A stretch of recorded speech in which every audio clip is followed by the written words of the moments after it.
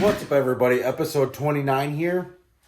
So I can't catch a break with my health. I have a cold now, so if my voice sounds really nasally, it is what it is. I don't know if that flu I had just like took my immune system out, or I don't know. We're out here working. I'm not stopping. A little low on energy. Throat hurts. We're here, all right? So what we got going on is some chassis welding today. You can see kind of a hazy garage going on here. So got some chassis welding going on. I got the new MIG welder finally all set up. I'm not going to blame everything on the MIG welder. We'll call it 50-50. It's a cheap MIG welder that I'm struggling to set up. So some of it's on me with the setup. Some of it's on me with no experience. All right, maybe 70% my fault. The welds aren't the best, but they're doing the job. They're doing it quick. It's much better than TIG welding. There's a few reasons I don't like TIG welding this kind of stuff. A lot of it really has to do with the body seam sealer. So this side's kind of a bad example, but in between all these different plates is usually some glue and some seam sealer.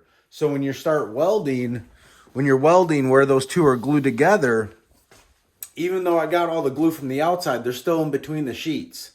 And when you're TIG welding, it's going to destroy your cup. It's going to destroy your tungsten.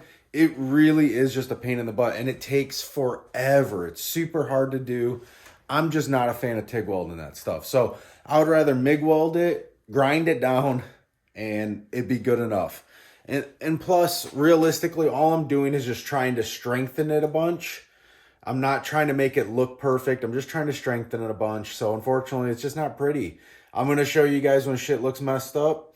And, here we are. So the welds don't look the best, but they're going to work. So this MIG welder I got, I borrowed it from my dad, but what I did differently is he was welding with flux. So I had a spare regulator, but I had to get some new fittings. I didn't have a bottle fitting, and I didn't have a gas fitting, so I got a nice little push lock for the 4mm line.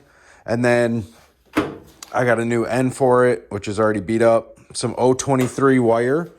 So I got it loaded up with some Harris 023, and I believe it's 70 ER70 S6, I believe. I don't remember if it's S6 or S2, but I got it loaded up with some 023 wire.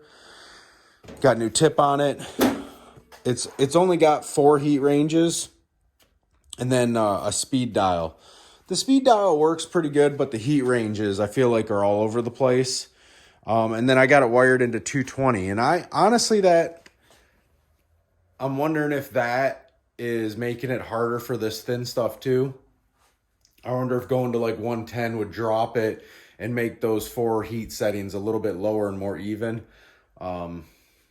I'm not really sure how the 220 affects that box. I know on some cheaper MIG welders that kind of work like that, where you went with 220 and it would bump all the amperages up a smidge. I'm not decided if I'm going to try that or not. I think with a little bit more practice over there, I was getting a lot more consistent welds without having to like stop start or fill in holes and stuff like that. So I think it's just a matter of making sure everything's clean and practicing. We'll go ahead and show you. Let me crawl in there and I'll kind of show you what I've been doing. So these back frame rails have like 4 different sections that's all together. So you got this section here, you got this top section here, and then you have a bottom section, and then you got the pinch weld jack point. And so what I'm trying to do, from the factory, there's just a few spot welds in here, and then it's glued together. And my concern was when I plate this, that those spot welds could still break behind the plate. So what I did is I just went ahead and just MIG welded all these seams up and then kind of ground them flat. So now this right here, even though the welds aren't the prettiest, this is going to be super strong. The thin sheet metal, this super thin sheet metal will tear apart before the weld itself breaks on this. But I don't think that's going to be a problem because we're going to put that 1/8 inch plate all through here. And then this one, I didn't grind down yet. But you can see that I definitely got some spots where I was able to go consistently without having to stop. And then there's other spots that I was just really struggling with. And those spots were really thin. I think I ground them down too much where I got old spot welds out, because there was actually the floor pan and the back seat portion all welded into this too. And that stuff I ground out and took all the spot welds off it. So some of these spots I got really thin.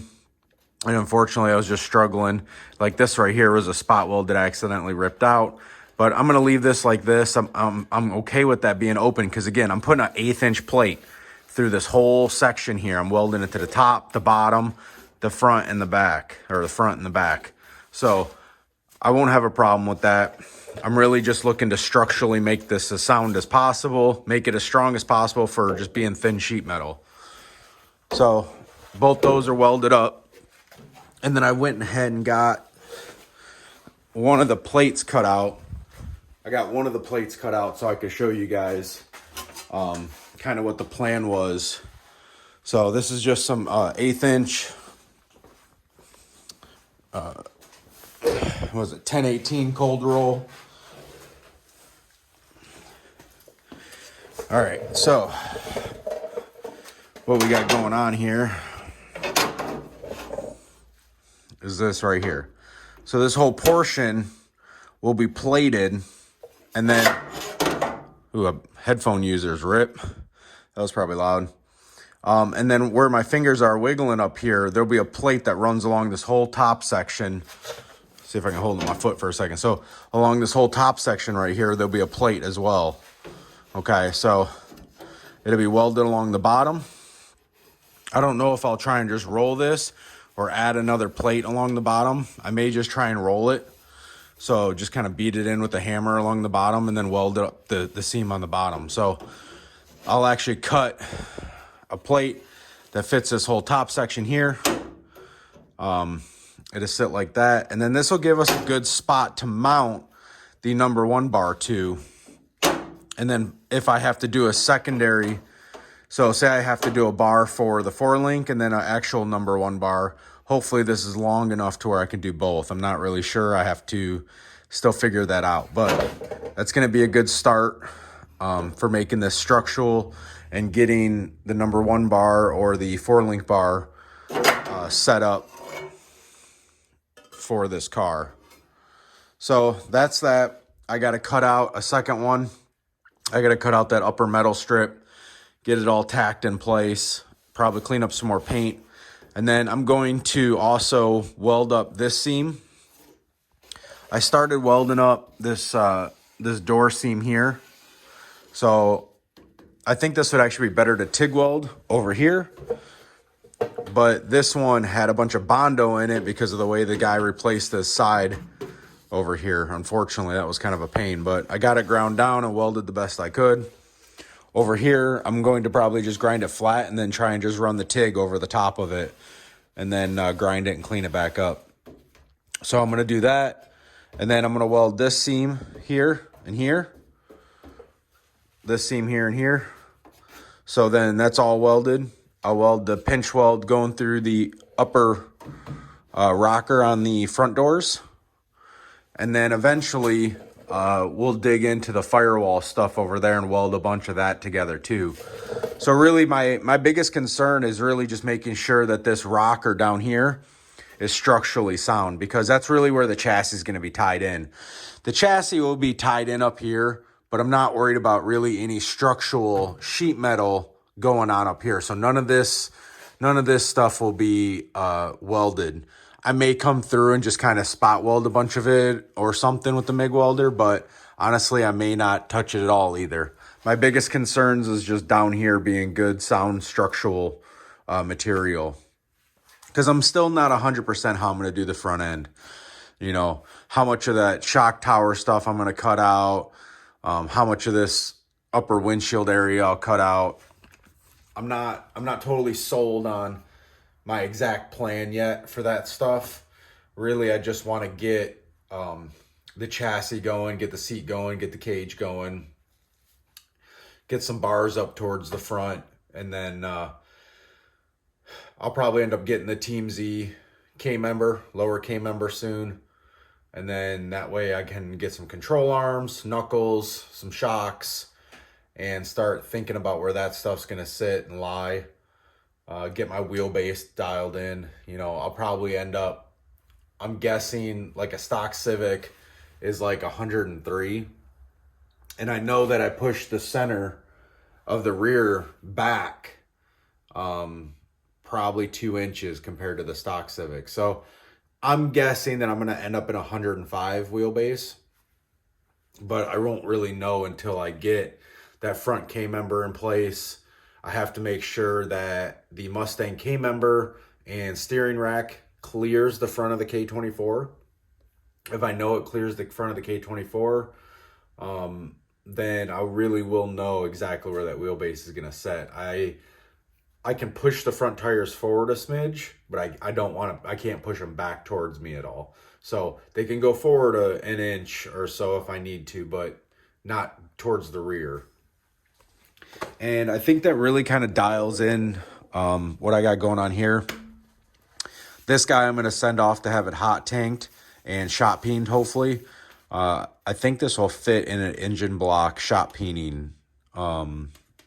So I think I'm going to have this all shot peened because of the way this is all rusty and crusty. You can grind it off, but it takes forever and it's just such a mess. So I'm going to try and have it shot peened. If it comes back looking crispy, then I'll probably paint it with some Steel It, which is like a chassis spray paint coating. And that's probably to just stay like that until the car is almost done, and then eventually I'll have it powder coated. But I want to get some paint on it so it doesn't rust. I want to get the inside of it cleaned and sealed. That way I can put gears in it and axles and stuff like that eventually, so it's nice and clean in there, because right now it's disgusting between me grinding, welding, just the old rear end fluid still in there and whatnot. Yeah, I hope that's a decent update.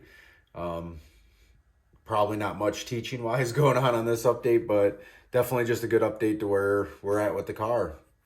It's going to be like that sometimes. Sometimes I'll have something to teach, and other times I'll have terrible MIG welds. So you guys have a good night. Thank you for watching.